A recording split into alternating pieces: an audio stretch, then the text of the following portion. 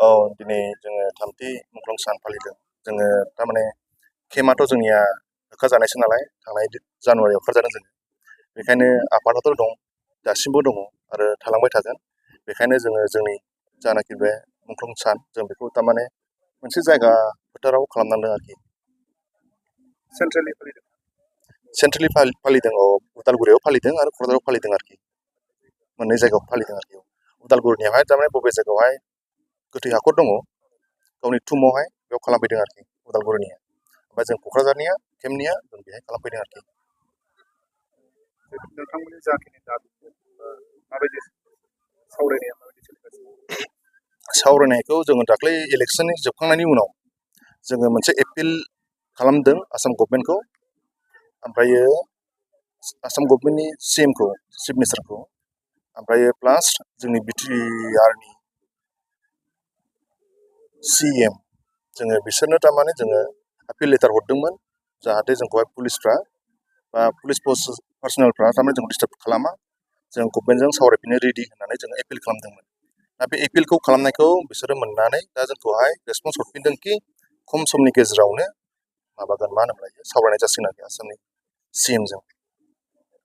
गाहाय मा मा आयदानि सायाव?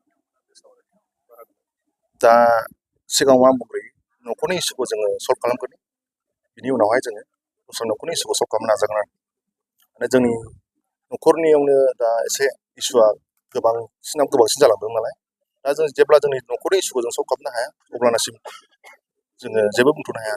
जों जेब्ला न'खरनि इसुखौ सल्भ खालामो अबभियासलि जों गासैखौबो सल्भ खालामनो नाजागोन आरोखि रायलायनायनि गेजेरजों। दा जुदि CM सारा जुदि जोंखौ जुदि बे खम समनि गेजेरावनो लेंहरदोंथ', दिनैहाय आङो मैया मोनासिमाव फन फैदोंमोन, 10:30 बायदियाव कन्टेक्ट खालामहरदोंमोन। आं बुंदों माने जोंना 13 थारिखआवहाय सेंग्राफोरखौ गासिबो लेंहरजोबगोन, उदालगुरि क'क्राझार जों ज' सावरायग्रोगोन, बिनि उनावहाय जों मा डिसिसन लानाय जायो CM सारनो जों खोन्थाहैगोन होननानै बुंहरदों आरोखि मैया मोनायाव।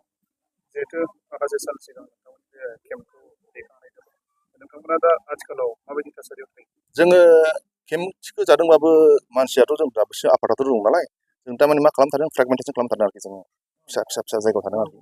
जों बेखाराव थायाखै। माबा मा होनोमोनलाय, थालिर गायदों, बहाबा फुख्रि माबा ना हगारदों, बहाबा अमा फिसिदों, बहाबा मुदुफुल गायदों। माने बबे जायगायाव जों सेंग्राफोर ज' थादों बे जायगायाव थारमाने जों बेखार थायाखै आरोखि।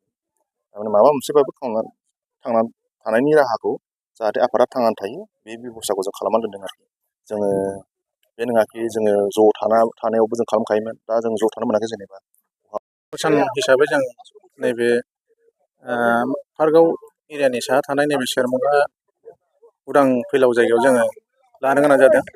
मानो होनबा जोंहा थांनाय जानुवारि 1 थारिखआवनो जोङो जोंनि सरखारनि बिथोन बायदि जोङो जोंनि केम्पखौ खालि खालामनांदों।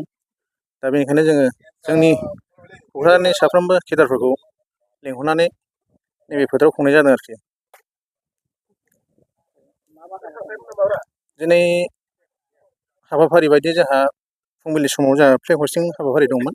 बेनि उनाव मुंख्लंनि सावगारियाव बिबार बावनाय, बेनि उनाव जोंहा दान्दिसे जोङो केडारफोरखौ लानानै मिटिं जागोन, बेनि उनाव जोङो ज' फोजोबगोन आरोखि।